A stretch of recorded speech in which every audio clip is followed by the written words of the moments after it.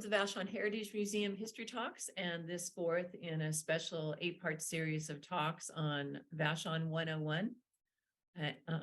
Our guest speaker this evening is Bianca Perla, who is the director of the Vashon Nature Center. We have the next slide, please. Oops. Oh, you can go back. You can go back one more, sorry. I'm Elsa Kronquist, the Executive Director of the Vashon Heritage Museum, and I'd like to take a moment to recognize the sponsors of our history talks. Thank you to For Culture and Humanities Washington, and to all of the speakers who will be presenting throughout the 8-part series, specifically this evening, Bianca Perla and Patrick Christie. Also, this talk and almost all of our talks are recorded and can be found about a week after the presentation on the Vashon Heritage Museum website. At this time, I'd like to introduce and welcome Chris Austin, who is a member of the museum board, and he will read the land acknowledgement statement. Thank you, Elsa. The Vashon Heritage Museum stands on the ancestral lands of the Shobops, or Swiftwater people, who inhabited Vashon Maury Island for millennia. The Donation Land Claim Act encouraged large numbers of Euro-American settlers to claim this land, even before the Medicine Creek Treaty of 1854 extinguished native claims to it. The Shobops were forcibly removed and relocated onto nearby reservations, including Puyallup, Nisqually, Squaxin Island, and Muckleshoot. We acknowledge the people of the Puyallup tribe whose stewardship of and relationship with Vashon Maury Island continues today. We commit to amplify the voices of Indigenous people, making space for them to tell their own story, both past and present, in our exhibits and programs. Back to you, Elsa. Thank you. Now the inclusion pledge. The Vashon Maury Island Heritage Museum rejects racism, discrimination, and hate. Our purpose is to honor stories of love, oppression, action, and resilience. Stories that give voice to all, examine hard questions about social, economic, and environmental justice, and reveal racism and oppression within our heritage. We pledge that everything we do will honor the island's diversity of cultures and histories. Next slide, please. At this time, it is my honor to introduce Patrick Christie, who will comment on our Vashon 101 series and introduce tonight's speaker. Patrick has lived on the island since 2001. He was trained as both an aquatic biologist and sociologist at the University of Wisconsin and University of Michigan. He started his career as a U.S. Peace Corps volunteer, working in a Filipino community to protect and restore a coral reef. He is now a professor at the University of Washington, where he studies and teaches about how people relate to the ocean and how we can best organize society to improve sustainability. Welcome, Patrick. Thank you so much, Elsa, and thank you everyone for the opportunity to be part of the series. It's really an honor. So I'm gonna, as typical, talk a little bit about the series. I hope that you share with me the perspective that the Vashon 101 series is really ultimately an important community building event and process. As you can see from this slide, we cover in this speaker series a variety of topics. Notably, this year we are honored with the presence of 2 Indigenous teachers who are talking to us about their place and their history and perspectives. And I think this is very important because we just heard the land acknowledgement, and it's important to realize that land acknowledgements are best when they're actualized, and that they express a commitment to change in our society, in this case, Vashon and Maury Islands. And it's important that during this series we learn from one another, and that we also are invited to be active participants in this learning. So I invite you all to be looking for overarching themes and unexplored topics, and maybe we can explore in future series. And I think it's also important that we take what we learn from this series to improve our community. And for me, themes like sustainability, equity, and how history shape our society have come to the forefront, but perhaps you've identified other themes yourselves. And in fact, during the last session of the series, we'll be identifying those themes and talking about an action agenda for the island. Last week, we heard from Bina McLeod, a Puyallup elder, and I'm going to do a brief recap here and then transition to introducing our speaker for tonight. Bina introduced herself as a daughter of activist Janet McLeod and Don McLeod, a fisherman. Her talk was entitled Fish War Survival. She describes herself as a child of the movement, and I think what she means that she's particularly focusing on the American Indian movement, but also other social movements in the United States. She spoke very eloquently about her life as a young person, being raised as an activist by her mother, particularly, and the expectations that came with that. She also talked about some of the atrocities that she personally experienced, witnessing violence against her family and friends, how the term conservation was used to disenfranchise Indigenous peoples in this region, and their inherent right to fish in the Puget Sound or Salish Sea region. She talked about the decline of salmon in this region, which is also a theme that other speakers in the series have talked about.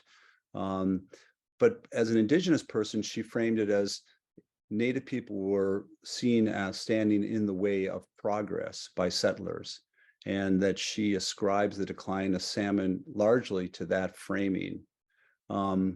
She talked about social conditions that Indigenous people have experienced in this part of the world, in particular the ongoing effects of the residential school system, where people were re-educated and forbidden for speaking their language and celebrating their culture. And she said this results in deep shame, and it's something that they are still working through today.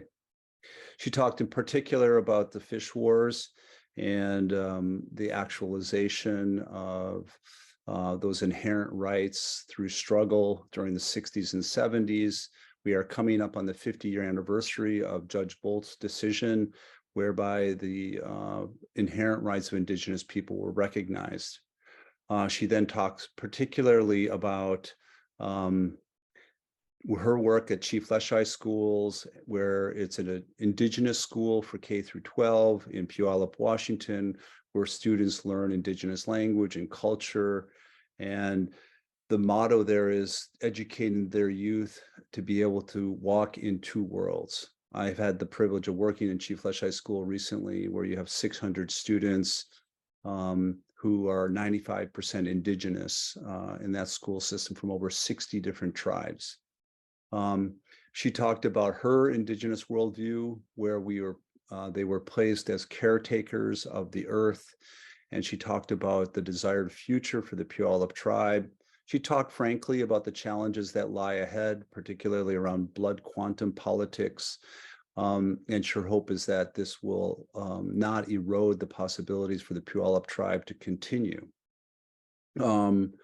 And then the talk concluded with some interesting discussions about her ask for Vashon. She was impressed by the sustainability work being done on Vashon Island.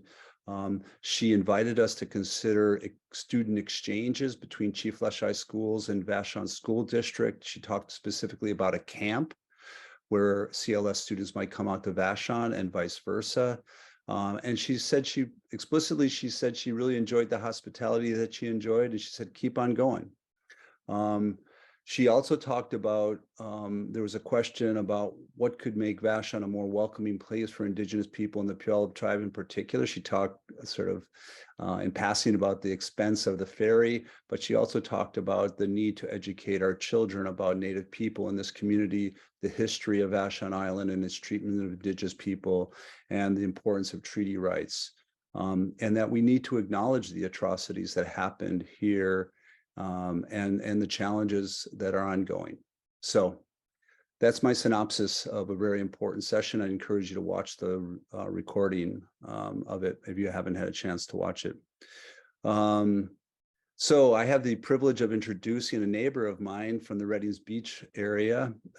Dr. Bianca Perla is the science director of the Vashon Nature Center. She is also the curator of the Natural Wonder exhibit currently at the museum. She has been, and others have been running a community science program on Vashon for at least the last 12 years. She has a doctorate from the University of Washington in ecology. And she wanted us to know that she grew up here and she loves Vashon deeply. So thank you very much for joining us this evening, Bianca. Thank you, Patrick. Thanks for the great introduction and the summary of Bina's wonderful talk. I'm excited to go forward and a little intimidated of the people that I'm following here. But I'd like to talk to you all about contemporary Vashon ecology. So I'm going to be picking up where Tom and Steve left off, and I'm going to be including links to Bina's talk tonight as we explore the current natural systems on the island and even take a peek into possible futures. So ecology is essentially a study of the interrelationships between species and between species and their environment. And it's deep and it's complex, and even on this small 37 square mile island, it would take days and generations really to really uncover all that's going on in terms of ecology. So for tonight's talk, I picked 3 windows, and I based these windows on questions that I've heard in the last few talks, and also just tying in some themes. So the first window that we're going to look through for ecology on Vashon is forests, and looking at forests through time, how they're changing and into the future. And we'll hit on fire cycles and climate change a little bit there. We'll also look at fish. We'll look at salmon and herring, and also talk a little bit about stream health and other habitats that support fish on the island. And we'll talk about our fringes, our beaches, that define us as an island and also connect us to this incredibly beautiful, great Salish Sea ecosystem that surrounds us. And we'll be talking about interactions within these ecosystems, between these ecosystems, and also we're going to be examining our niche as humans. Where do we fit into these bigger systems, and how does that change through time? So the first thing we'll go through are the contemporary vegetation patterns on Vashon. And when you're walking on Vashon or biking or driving, if you start at the south end, you might notice forests similar to Frog Holler, where there are a lot of Douglas fir, and it's dry, and there's salal and huckleberry in the understory. As you go north towards Shingle Mill, you see more cedars dominating the canopy. You see maples, big leaf maples, and ferns in the understory, more water-loving plants. And then as you go east, you get to our iconic big madrone forests that we have on the island. And so if you're an ecologist, one of the first questions is, why do these patterns exist? Why do we have this variability in this small area? And that's where Tom and Steve's lectures will give us a little bit of a clue. As they said, our island was made from glaciers, and the last glaciation, when it receded, the Vashon glaciation, dumped a lot of what we call parent material that created our island.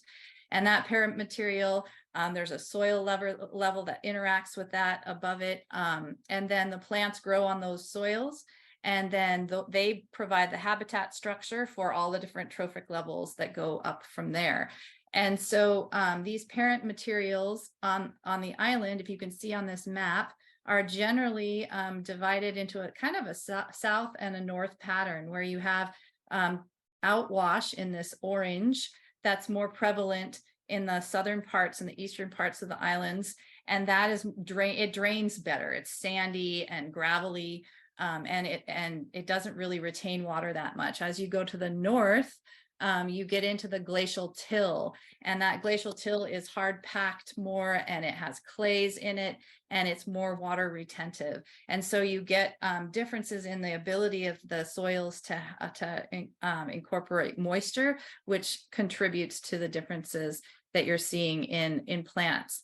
The other thing that is contributing to this is where we are in the Puget Sound. So we're stuck in that central South Puget Sound between two huge mountain ranges, the Olympics to our left, or to our west, and the Cascades to our east. We also are below the Strait of Juan de Fuca, where weather patterns come in, and that container mixes to create this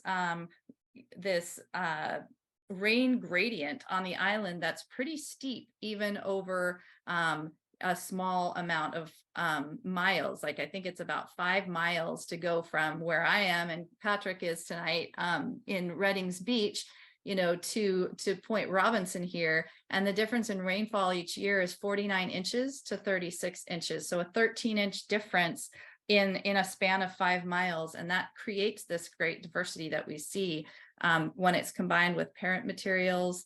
Also, when you see slope and aspect enter into that. So what aspects are these different vegetation types facing? So for example, in Maury Island, you have south facing slopes, and you have these madrones that love that dry area on those south facing slopes, and sandy soils in a place that has less rain. And all those physical habitats and characteristics combine, and they interact with the life on the island over time, including humans. So we'll see some patterns to these vegetation patterns that are influenced by living species, including humans. We'll go back to that next. So this is a map of an old data set.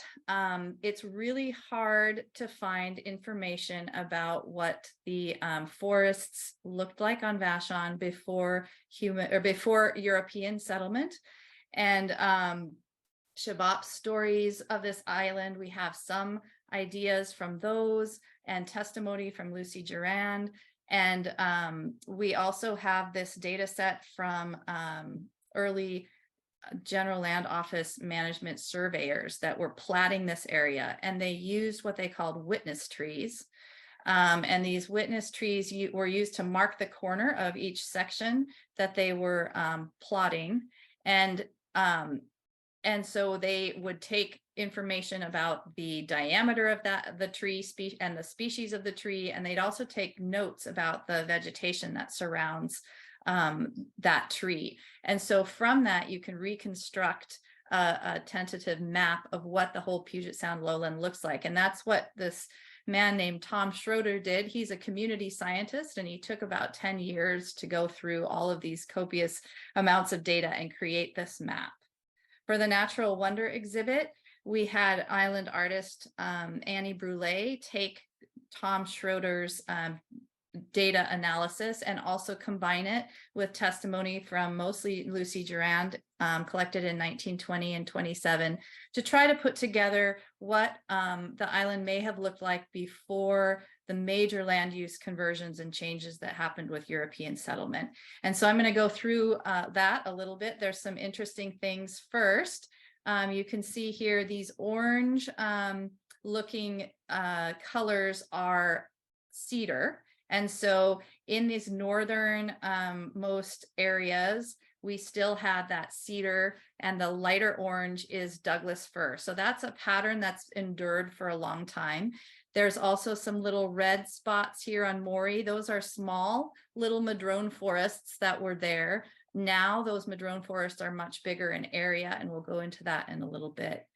Some other things that pop out when we look at the GLO data and read the maps or the notes are these purple areas. And those are interesting because those are areas where fire had either recently killed trees or was ongoing, like this big swath here near town, or there was evidence of low intensity fire. And as you can see up here, this was recreated by Annie from notes of the surveyors that explained that there were low density forests with fern understories in that area. And that's Paradise Valley to the new park everybody's talking about near Wax Orchards on the old Misty Isle property. And those are at the headwaters of both Fisher Creek and Judd Creek, which they had large villages of Shabop's people. And so one hypothesis is that these areas may have been culturally burned in the past. Another thing that we're looking at here is you can see some green, and that is deciduous trees, alders, and that speaks to other disturbances on the island, like wind and landslides on the shorelines. We have a lot of deciduous trees. Also, this was an 1892 data set, so there also was probably some logging that was going on, at least on the shoreline at those times, and so that might have contributed to these deciduous trees as well. A big finding of this is that when we think about old forests on Vashon, I think a lot of us think about these humongous trees, and that's what we imagine is acres and acres of humongous trees. And really, what we notice is this is a tree that was found in Dilworth on Vashon. It's 12 feet in diameter, so it is huge. But most of the trees that were encountered were not huge. So the forest wasn't full of these big mature trees. There were disturbances that were creating openings and canopies, and there were a lot of different age classes of trees in our forest. And they probably, if you look at the diameters of trees you see here, they probably looked a lot like the forests that we see when we look out our windows today. We're approaching those diameters on average again. We're just missing some of the big trees. Damon Burgess helped us create a big tree map of existing big trees on Vashon that you can see in the exhibit. It's digitized, and you can kind of fly over Vashon and see the big trees that are left now. But really not forests that were full of big old trees, just, some mother trees here and there. Okay, so we'll go on. With European settlement, there was a lot of land conversion very fast. Logging cleared the island, where you have settler accounts saying that you could see from one end of the island to the other. So a lot of these trees were left or were taken out. These are some pictures from Vashon in the logging era. Here you have Judd Creek Bridge that was built mostly from local timbers, and then some pictures of some of the mills on Vashon during that time. And thanks to Ed Swan's book, we can hypothesize what birds fell out of the assemblage at that time when forest cover went down. Here are some examples. And after and in conjunction with logging, agriculture was also another land conversion that brought in big fields and also ponds. Agriculture also disturbs the seed bank. So in logged areas that have never had agriculture on the island, you see a slightly more diverse assemblage of ground covers than you do on places that are recovering from agriculture, because old growth species, understory species, can persist in a seed bank for hundreds of years. But with agriculture, it usually takes that seed bank out. So you can have, these are some pictures of old Vashon. This is the Presbyterian Church. So Island Queen would be right here on the left. And then you can see how agriculture was all around town. And this is a view looking north. With agriculture and ponds, a whole set of species became either more dominant or came in with humans that liked open areas like the meadowlark, the pheasants and quails. There were a lot of those on the island when I was a kid. Those were brought in for hunting, and they liked those big open meadows. Wood ducks came to nest near the ponds. Most ponds here are either man-made or man-enhanced. And so here are some species that came in. So really, those big land changes resulted in changes in the flora and fauna as well. Another big change is fire, and a lot of people don't think about fire very much in the western side of the Cascades because it doesn't happen as frequently, the large fires like the east side of the Cascades that were with fire adapted forests. But there are some places that have fire, or there are some important dates to look at with fire here. And I forgot to tell you at the start that in the chat, Elsa put a resource page. I have a lot of links that I'm going to be that I have in this talk, and all of the links are in that resource page, plus a few articles that are supplementary. And one of the things that's in there is a forest fire timeline from 1893 to 1958 that I thought people would be interested in. Mike Setta helped put that together from articles in old newspapers here. So I'm not going to go into it, but you can see that on that sheet. But two dates to look at are 1308 and 1701, where large intense fires swept the Puget Sound. In between these areas, there were a series of smaller fires that were ignited, but nothing like these two big ones. These were large stand replacing fires, and they burnt all of the lowlands of Puget Sound, including Vashon in 1701. And so most of the timber and forest that early settlers were seeing when they arrived had their start in 1701. There was a big reset of succession there. And then we've gone through the GLO data when first the burn permits were first issued by the fire department. You see a drop off in these brush fires. The brush fires were mostly started by agricultural activities and logging and camping recreation. And this brings us back to the madrone forest, where I showed the difference between the madrone forest today and historically that they were smaller. It's likely that some campfires, when you read that timeline, some campfires that got loose in Maury during this time period burned those areas. And madrones are a fire adapted species. They sprout from their root crowns, and they can take over a place faster than Douglas fir after fire. And so likely the expansion of those Maury Marine Park madrone forests had something to do with that human interaction as well. If you've been here for a long time and you go through the Maury Marine Park forests of madrones, you might see those Douglas firs that are now coming up through the canopy. And those are likely going to overshadow the madrones at some point if another fire doesn't sweep through. So let's talk a little bit quickly about fire cycles east versus west.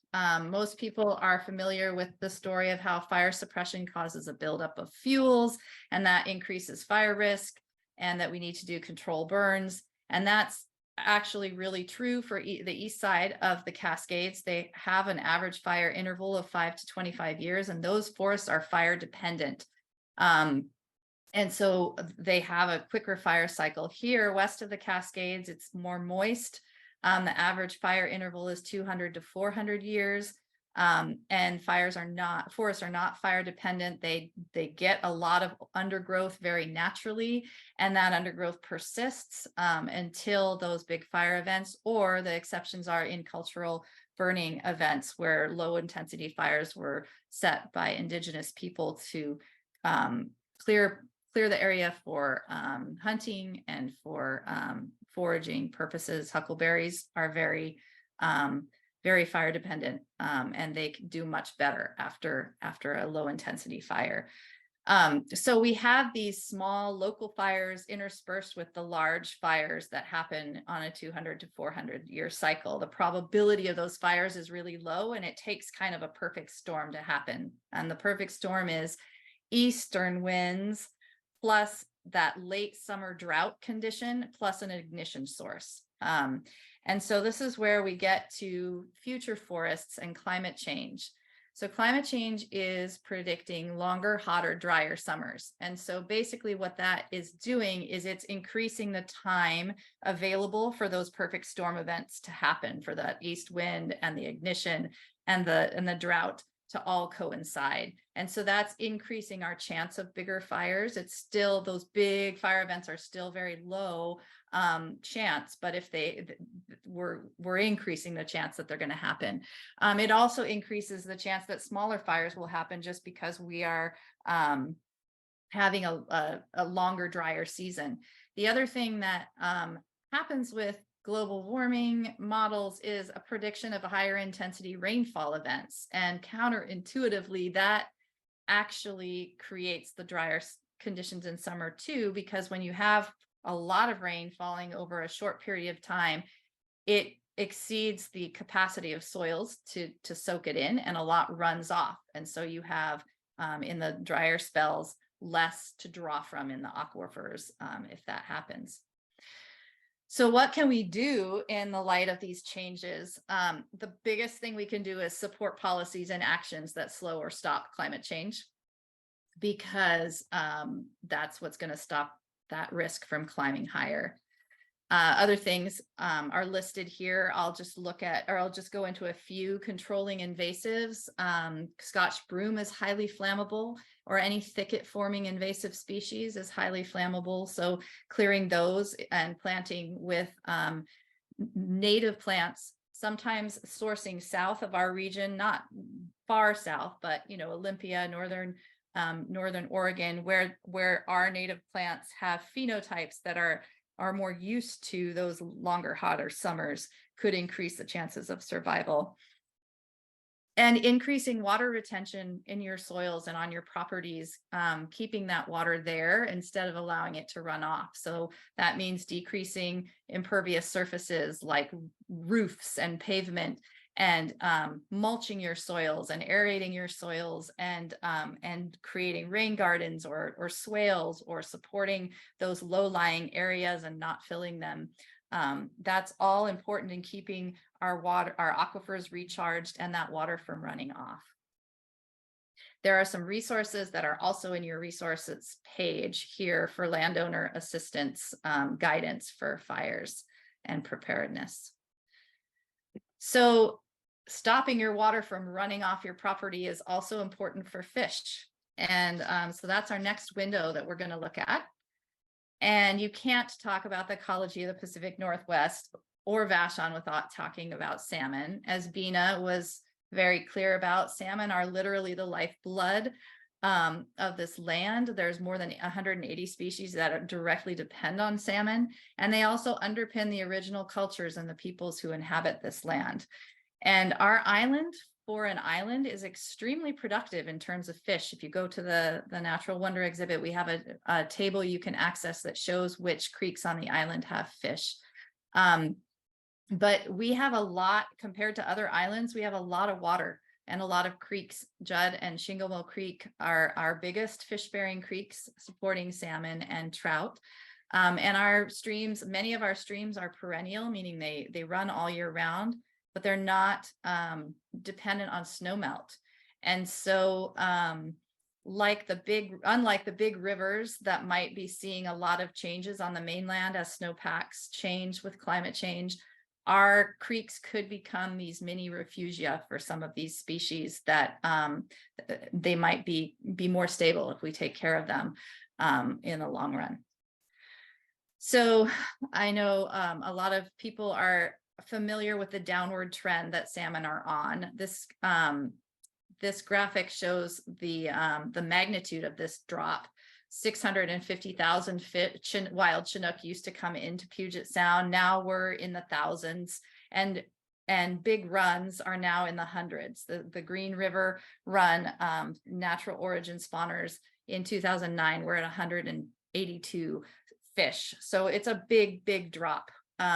When I first started talking and researching about salmon, we had the 4 H's that were threats to salmon, and that was habitat, harvest, hatcheries, and hydropower. Now we've added a few others: heat and hella nasty chemicals, because it's got to be an H, right? Because these are things that we're finding global warming, as well as chemicals are also affecting our Chinooks. So lots of different things for this very interconnected species. And I wanted to take a moment. Bina did a really good job of showing how culturally the loss of this fish is really a terrible loss. And here on Vashon, here are some old pictures of this is, I think, the Sherman family kids at Judd Creek, and this is a salmon that they pulled out of the creek. And here is a haul from a fisherman in the 1900s from Judd Creek showing how many trout that they got. And so really, saving salmon is about saving the quality of life of humans as well as all of these other species. So what are some of the things that we're doing here on Vashon? Habitat protection and restoration of watersheds. We have protected many areas in the 80s and the 90s. There was a big push by the Land Trust and the county and local islanders to protect our riparian areas, our streamside areas, and our watersheds. And so there were a lot of protected areas that went in that time. And then by the 2000, we were realizing it's not enough to just protect these areas. We also have to restore them. And so tree planting along the edges of creeks, and also putting in logs. This is a log restoration project where you introduce logs back into the system. And when these log jams are put in and they still allow for fish passage, they can create big pools that help slow the runoff down from those intense storms in the winter. And they also help create cool, deep spots for fish to hide in the summer times in the heat. So this protection, this restoration is not only about bringing creeks back to some set point that they used to be, but it's also about creating resilience for the changes that we know are happening with with climate change, those longer, drier summers and those more intense storms in the winter. Another thing that's being looked at in terms of salmon conservation, and this is just starting, I gave you a couple articles to read in the resource page, so I'm not going to go into it too much, is indigenous fishing techniques. And the Bolt decision gave indigenous fishers their treaty rights, but there was still a lot of pressure not to use indigenous fishing techniques. And we're starting to come full circle again, where people are paying more attention to these indigenous fishing techniques for salmon conservation.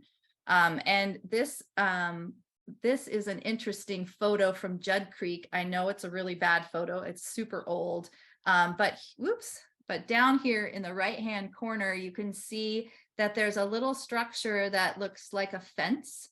And that is a weir, and that was probably put in by a Shabaps person to do fishing. And this is called terminal fishing, this technique, and it's fishing the rivers or the individual runs. And that's an important thing that people are looking at now, that technique, because different runs are in different states of threat. And so if you can, it allows you to be more plastic in your fishing technique. So you can fish one run that's doing really well and give another run a rest. Another indigenous fishing technique that's gaining attention and more acceptance is reef net fishing.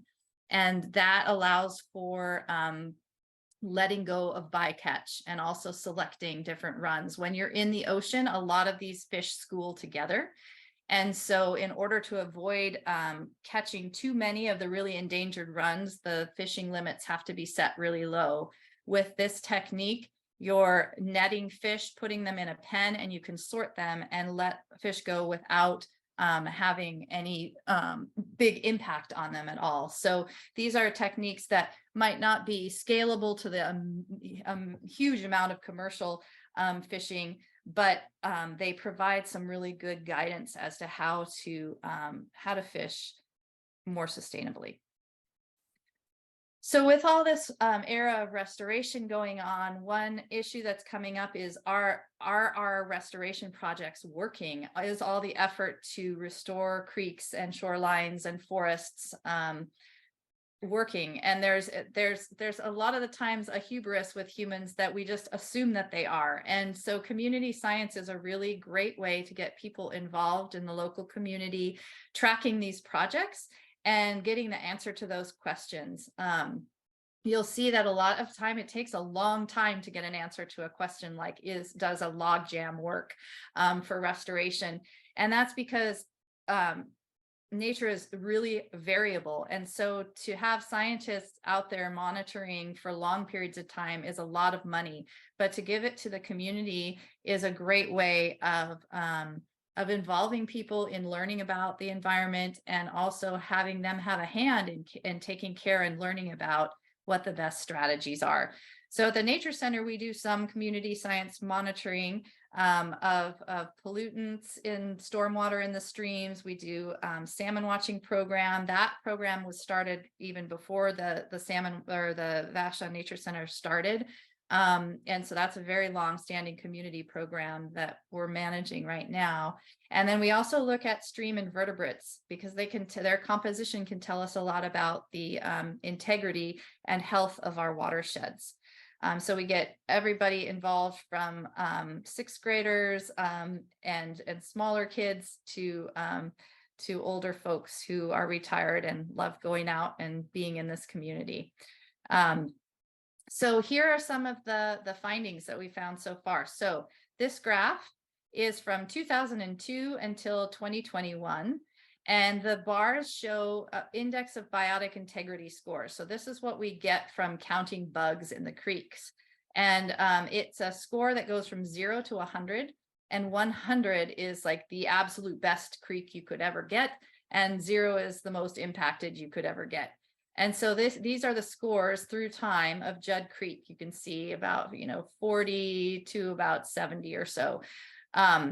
And I've plotted when log placements started going in these lines here. And you can see now with this long data set, you can see there's some variability in here, and that's very common with biological data. But you can see that the log placements, after the log placements, the biological integrity of the creek is going up, and actually it's statistically significant. So we know that this particular effort is helping Judd Creek, which is pretty cool to see. Shingle mill, different altogether. And so this is one reason why it's so important to monitor, because each place is different and has a different personality. So log placements were put in way back in 2002 and again in 2008. And not much difference happened in our biological integrity scores. But from about 2014 on, we've seen a difference. And we don't know why. There's been a lot of stuff that we've done in this creek. The Land Trust has done some sediment control. The county has done some log placements. The Groundwater Protection Committee put a car wash kit at IGA. And finally, the scores are starting to go up. And so this shows that different variability. Shingle mill is just more vulnerable. It's vulnerable and more sensitive to change. It's steeper than Judd Creek, and it also has more impervious surface. And this is a graph of all of the different streams that we have looked at on the island with biological integrity scores. So we've sampled the insects in all these creeks. And this on the x-axis is the amount of impervious surface in the watershed. So impervious surface is surface that where water runs off instead of sinking in. And so the EPA a few years ago did a report that showed that overall, after a watershed gets to 4% impervious surface, you start seeing a noticeable drop in the biological integrity. And we're seeing that here on Vashon. Shingle mill is a little bit over 4% impervious surface, whereas Judd is on the other side. So that's something that'll come in later about tipping points, so that Shingle mill is a little bit more volatile than Judd Creek. And then you can see some other creeks here that are even higher in terms of impervious surface. So how is this all affecting our salmon? And these are salmon watching trends from 2001 to 2021 for Judd Creek and Shingle mill. And the first thing to see here is that these are for both coho and chum salmon, which we have in our creeks. you can see that you have these cyclical ups and downs, right? And so this also points to the fact that this is why we need these long data sets to tease out trends. And this is why community run monitoring is so important, because it can sustain this for many, many years. And so here we have Judd Creek, Coho have been doing okay through time. They haven't increased and they haven't decreased too much. The trend line for chum is going down. Shingle Mill, on the other hand, we have a slight increase in both right around the time that those biological integrity scores went up too. So that's kind of an interesting thing to look at. One thing to notice from Judd is those biological integrity scores were increasing, but we're not seeing that increase playing out in our salmon. And that's probably because salmon are connected to more than river systems, right? And so this is something that there was in the 80s and 90s, a big push to conserve those riparian areas and watersheds. And now we're turning our eyes to the beaches and the shorelines and realizing that those are equally important for salmon. These fringes, we have 54 miles of shoreline on Vashon. And in the early 2000s, King County did a study of juvenile salmon use. They come out of, these creeks, and instead of going straight to the ocean, they mingle and they eat all along our shorelines. And what was found in that study was that fish, even as far north as the Stillaguamish River, instead of coming out of the Stillaguamish River and going out the strait or sticking around up there, they actually turn south and come into the Puget Sound, and we find them around our shores.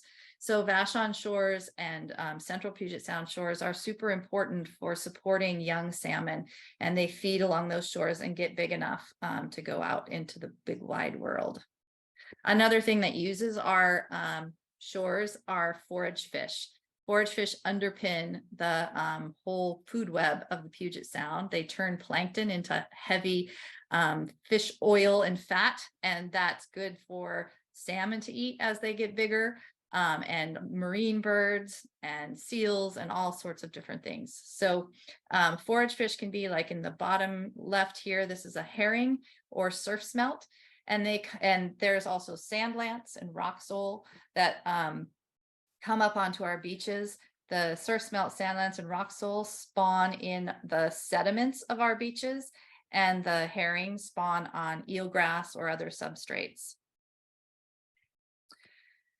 And a good forage fish story to show these interrelationships and interconnections that that ecology brings forth and that underpin life in general is this story of herring in Quartermaster Harbor. And on the right-hand side here, you see a lot of white shell fragments in the sand, and that's Jensen Point. Jensen Point was a Shabop's site where they processed a lot of fish and gathered. And in the late 1990s, a team of Puyallup tribal members and UW researchers and community members and schools were involved at that time, did an archaeological dig there to find out what's in that shell midden content. And one of the things that they found was that Pacific herring were about 80% of the fish bones. And so that really underscored that it's not only salmon that are important to indigenous cultures, but also herring. And it also underscored how big our historic herring runs were there. And the Shabops, the Puyallup stories have stories of people putting in fir boughs and lifting them out of the water, and they were used as substrates for herring to spawn. And so that was one way of getting the herring roe. And that was happening in a kind of Tramp Harbor near where the land bridge is now. The other, another species that really loved herring are Western grebes. And in the 80s, the Vashon Audubon got Quartermaster Harbor designated as an important bird area because it had one of the biggest populations of overwintering western grebes. And they were coming in here also because of the herring, and to eat that herring in the wintertime. And in the late 90s, early 2000s, we started seeing a drop in these birds. The Audubon Christmas bird count was documenting this tremendous drop. And likely it was partly because the same kind of drop was happening in their food. And this is a graph that's showing herring spawning biomass in Quartermaster Harbor from 1980 to 2020. On the left is a forage fish spawning data set. And I've given you this in your resource page too, so you can explore. This is actually an interactive map, and a lot of Vashon Islanders have contributed to this through our forage fish spawning program, building that map. So the Pacific herring has declined greatly in Quartermaster Harbor. In the central Puget Sound as a whole, it's holding steady. There about 50% of the stocks are doing really well in Puget Sound, but you have some like Quartermaster Harbor and Cherry Point that are tanking for various reasons. So we don't know if the Pacific herring in Quartermaster Harbor are just moving somewhere else. There's been new spawning areas that have been found in the Puget Sound, and Elliott Bay is one of them. So they may just be moving because this is no longer good habitat for them to spawn in. The western grebes, there's evidence that they have also moved, and they've moved down to California. So they've been displaced in the opposite way of humans. Californians usually come up here, but the western grebes have followed the anchovy runs and are congregating down there instead. So this is a story of the loss of habitat of the Pacific herring, likely due to loss of eelgrass, and a lot of pollutants in the harbor, higher temperatures because of global warming. They're seeing as a whole in the Puget Sound, Pacific herring that used to come back to spawn were 6 to 8 years old, and now they're about 2 to 3 years old. So they're not surviving as long either, under a lot of stress from multiple factors. And this is, sad for the herring and sad for the things that eat the herring. And it's also sad because it's a cultural resource that was there for thousands of years in Quartermaster Harbor, and now it's really just barely hanging on.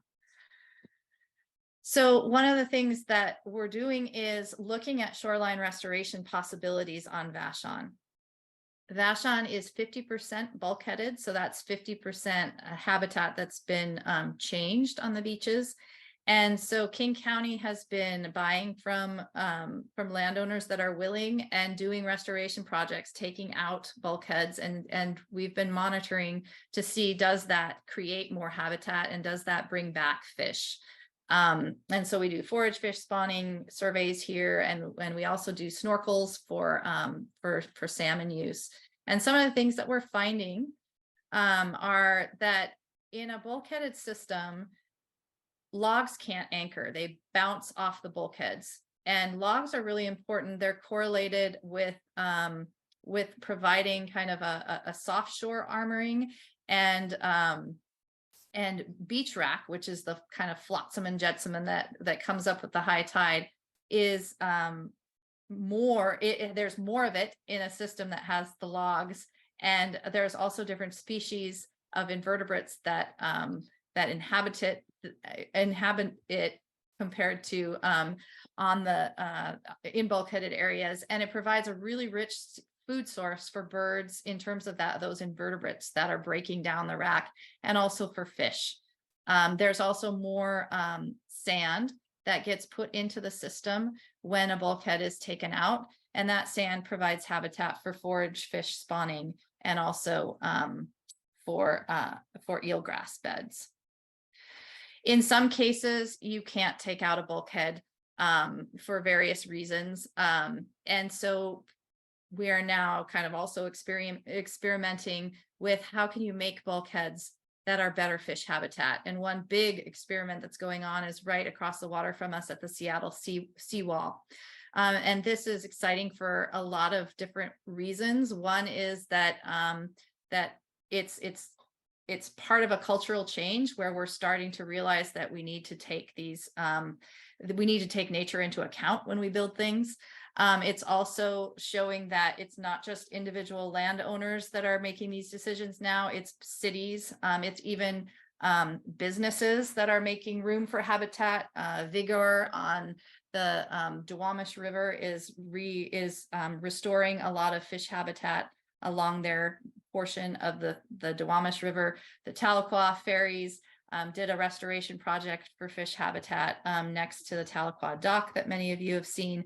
So it's becoming more accepted in the dominant society to give back and to restore these places and to keep nature in mind when we're building things.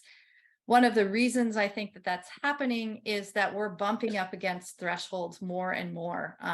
So less and less we're seeing taking care of nature as a luxury, and more we're understanding that it's a necessity for our survival. And so I wanted to talk a little bit about thresholds because you hear that in the news a lot. So ecosystems are not linear. You saw that with the graphs that I showed you. They go up and down. There's cycles. There's a lot of different feedbacks. And a lot of ecological systems have different states that they get into where that persist. And so an example of this is eutrophication. 60% of our marine systems are at or near or over the threshold for eutrophication. Hood Canal is a good example. The southern portion of Hood Canal has exceeded that threshold and is in that more eutrophied state, especially in the summers. Quartermaster is pretty close in some summers. So what happens is in an ecological state A, you have this ecosystem that you can put nutrients in and algae will grow, but then you have a food chain that can eat that algae and you don't see a change for a long time. You're inputting nutrients and everything looks fine.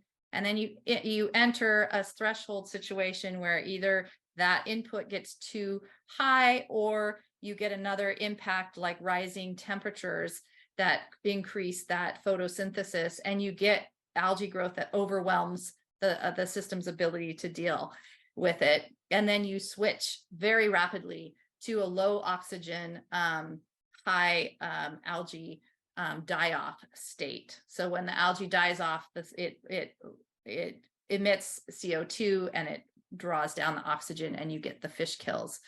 So we're seeing those kinds of thresholds being reached more and more often. Here's a global view of that. Several tipping points, they're called, that have been identified. For example, Arctic sea ice, a massive reduction in that gives you the sea ice is reflective and it's white. So as it melts, it exposes more land, and that land traps more heat because it's darker, and that speeds up the melting process, and you get that dramatic switch to another state. What's interesting in ecological systems is these different tipping points, some of them are connected to each other. So for example, the Arctic sea ice melting creates a difference in the Atlantic circulation, which creates a difference in the weather in the Amazon and makes it drier. And so that, coupled with logging in the Amazon, is tipping the Amazon forest towards desert. So you can see that there's a lot of complication in an ecosystem. And that's leading to some leaders saying that we're waging a war on nature and that this is suicidal. And that redefining our niche is a top priority. And the good news for me is that our niche does seem to be evolving, and we've hit these tipping points in our own societies many different times. And so I'm thinking that we're on a threshold again. We had in the 1890s to the 1960s, and this is the dominant culture that I'm talking about, because there's always groups that are not aligned with this through time. We didn't have an understanding of the links between nature, society, and economy, and nature seemed like we could exploit it forever and drive our economy.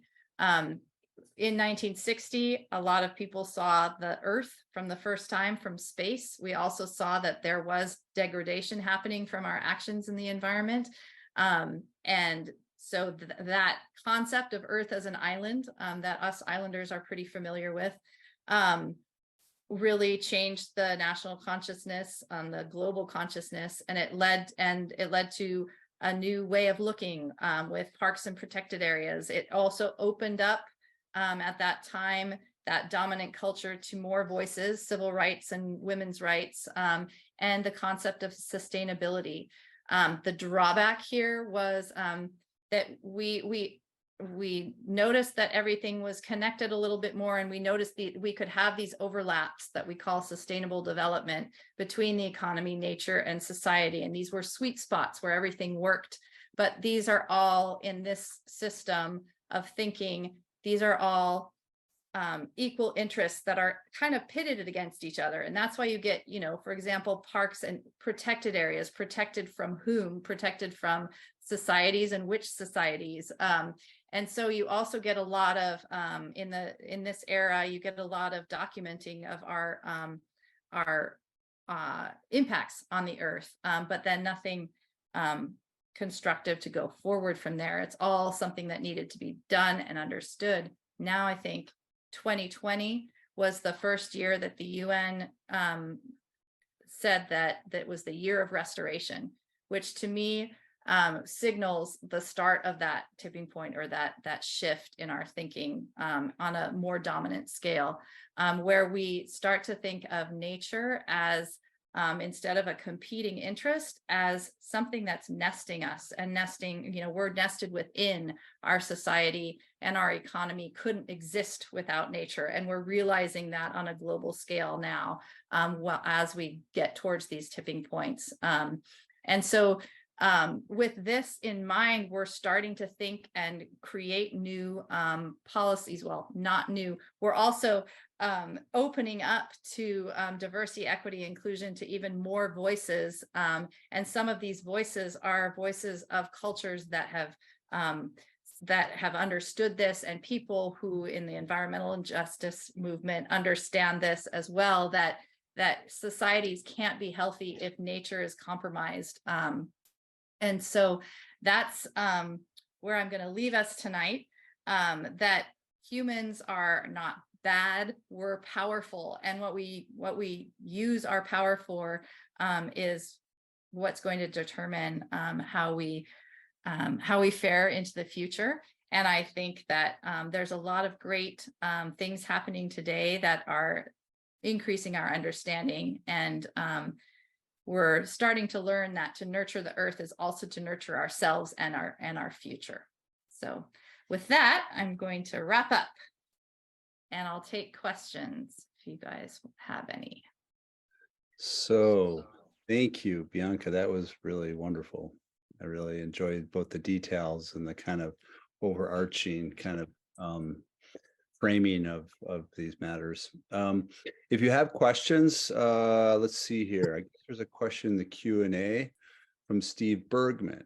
We walked Point Delco Beach this afternoon and found many dozens of huge chitons. I'm thinking that's what on the beach at low tide. Had not seen them before. Is something going on? I don't know.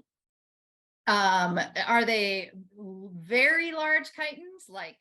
We have these chitons called gumboob chitons that are about as big as your shoe. And those you can sometimes only see at really low tides. And so possibly that was it. I'm not sure. Interesting. I'll have to go there. Check it out. You use 3 windows: forest, fire, fringes. What other windows do you use? That's a good question.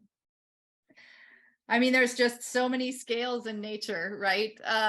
Just yesterday, the window that I was looking at was just down on the ground, looking at little gnats that were on a mushroom. So I think another window really is that's important that I didn't touch on is biodiversity as a whole. What are all of the different lives that inhabit this island with us? And there's lots of them. You can look at nature so many different ways. Yeah. One of the things I want to try try to do a little bit, Bianca, here is I liked how you ended on a notably like optimistic perspective. Frequently in environmental discourse, there's so much sort of misanthropic framing of it, is that, people are always the, desecrators of nature, which of course, doesn't sit squarely with a lot of indigenous worldviews. And, so I'm kind of curious how you at the Nature Center, or, have worked with the tribes, with Chief Leshai schools. How does indigeneity or indigenous worldviews infuse the work that you do, hope to do? Yeah, that's a good question. I think, we work with, and have talked to Angela Dillon at Puyallup Tribal Fisheries quite a bit. I'd love to continue that relationship and expand it. She's had us over. We helped her with a chum chuck over our salmon watchers. And I think just building those connections, I really do value the long-term traditional ecological knowledge that people have in the tribes. I value the outlook on life, and really in the sciences, and especially in fisheries, there's a lot of traditional ecological knowledge that's coming to the forefront now in terms of salmon conservation. And I think that's been really helpful, and the whole, I love working with students. We've been doing that forever at the Nature Center, and we've been talking to Bina about possibly following up on her idea of a camp, and not this coming summer, but next summer. I think she made an incredible point of, it's the young generation and getting them together and getting them to become friends that's really going to repair a lot of, a lot of what's happened, or start. And I think that that's an incredible idea. So I hope that happens in the future. Yeah. That's that. There's some other questions here about ecology, about mammals, populations of deer changing, other critters. I think the reintroduction of coyotes and the like, there's been some pretty important changes. Have you been monitoring this, and what are some of your observations? Yeah, good question. Hopefully I'll be able to have a better answer soon, but we just were interested in that too, looking at the dynamics. I mean, from diet studies, we've seen that coyotes mostly 90% eat rodents. So they're mostly eating rodents, but they do take down deer. They do take raccoons. Raccoons in many places people have reported have fallen off. Kind of their populations, they're not seeing them as much anymore. And I think I don't know if we'll ever be able to tease that out. Really, it's probably partly due to coyote predation, but also there's leptospirosis now on our island, which is a disease that affects raccoons quite a bit. So I don't know what the driver is there. We just got done with, last summer, we put up a grid of cameras that every 2 kilometers on the island. And that's going to give us a good snapshot that we hope, we're working with Olympic Cougar Project over on the Kitsap.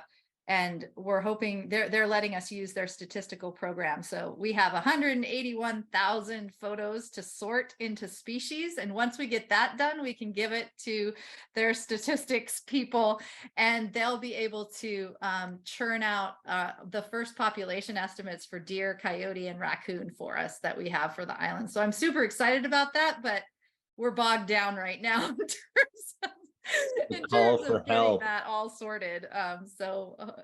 Science is slow, and sometimes, sometimes very slow, way slower than we need for some of these decisions we have to make. So what about deer population? The question was also specific to deer. Any insights about deer? Yeah, there has never been a population study done on the island, but there was one done on a few other islands in the San Juans, showing that, island populations that are predator poor have a high density of deer.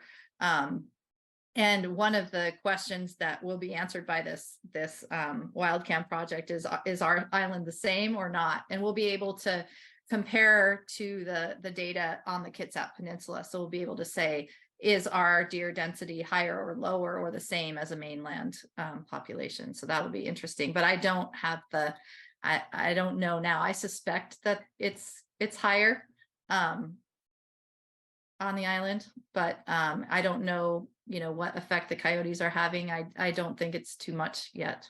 Yeah. So.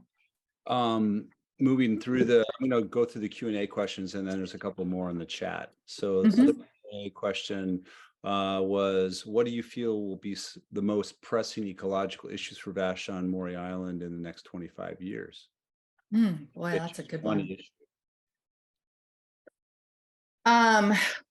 I think for us, it's that tension between what we can control locally and what is happening on a global scale. So climate change, I think, is going to be a big challenge for us in terms of keeping our streams healthy, our water supply plentiful. Our shorelines, are going to be experiencing sea level rises. So, helping people adjust to that live on the shorelines. I think that's going to be big. And really the two big ones for me are climate change and biodiversity loss. And they're linked, they're linked, but there's a lot of other things besides climate change that are leading to biodiversity loss. But I think that, the tension is we can do a lot here on the island, but when we have migratory birds and we have whales that go different places and we have salmon that leave for the open ocean, we can only do so much as islanders. And as Bina said, we understand, because we live on an island, we understand those shortages of resources, and we know about boundaries, but not everybody does. So I think it's that tension of working locally and also trying to contribute to this cultural change globally. That's going to be the key. Okay, there's a specific question about indigenous fishing on the island. Can you speak to indigenous gathering of gooey duck at Tramp Harbor? Where and when is there being a harvest, and how does it interact with squid fishing? That's a good question. I am not the one to ask about that. I really don't know. It possibly Brandon could, or I could talk to Angela and see if I could get that answered, but I don't know off the top of my head.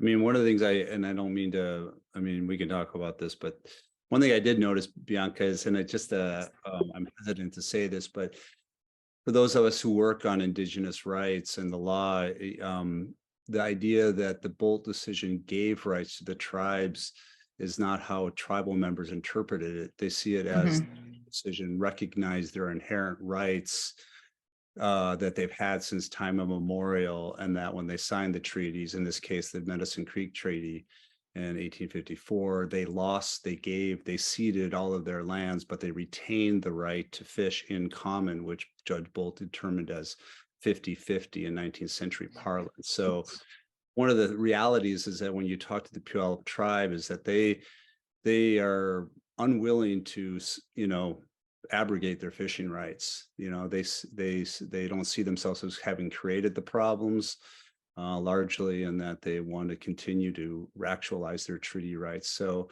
I know this is a controversial issue on the island. People frequently are concerned about gooey duck divers or fishing and the like, but that's the position of the Puyallup tribe.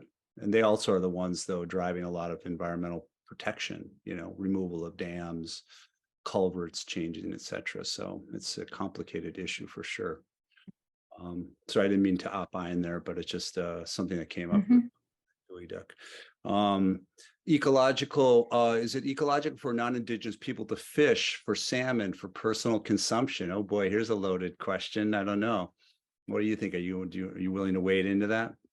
I didn't understand the question. Is it ecological or sustainable for non-indigenous people to fish for salmon for personal consumption, in your opinion? Oh, yeah, I think it is.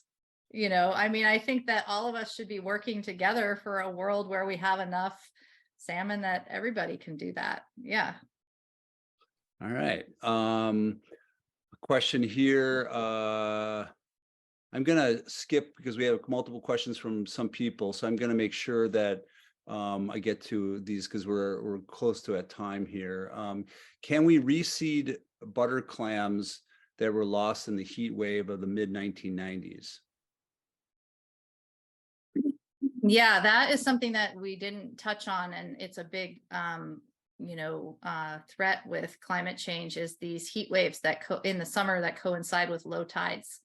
And I think that was the first heat wave that we really noticed a lot of damage, and there's been a few since. I don't know. I mean, I think that they will if the heat waves are few and far between, that they will naturally recover in between. It just might take a while, but it's something to look at. I mean, aquaculture in the Puget Sound is a big and growing topic, and aquaculture and restoration are starting to be pretty tightly linked, both for kelp and shellfish. And so there may be some, new programs that come up that allow for restoration and also aquaculture at the same time. I don't know.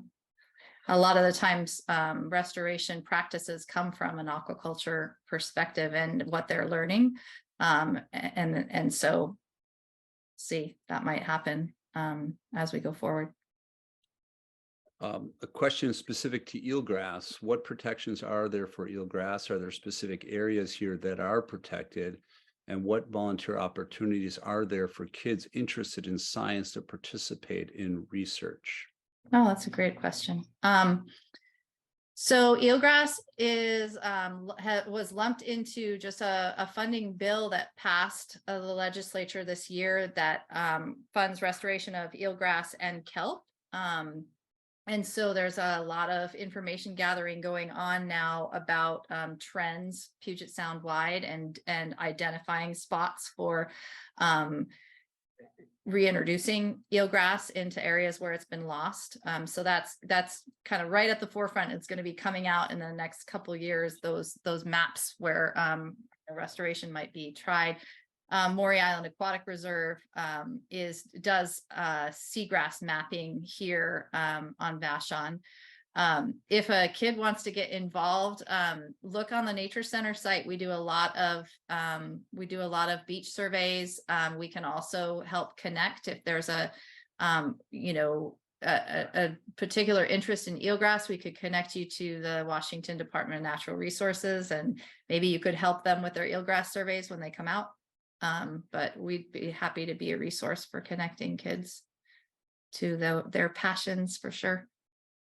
All right, so we have two more questions here. One is, how close do you think Puget Sound is to a tipping point that we will not be able to recover from?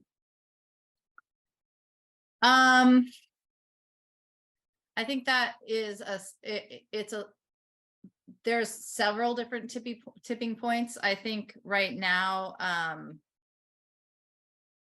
I think right now we still have windows to recover. I mean, we're seeing some tipping points being crossed in terms of eutrophication and dead zones in Puget, in Hood Canal and other places.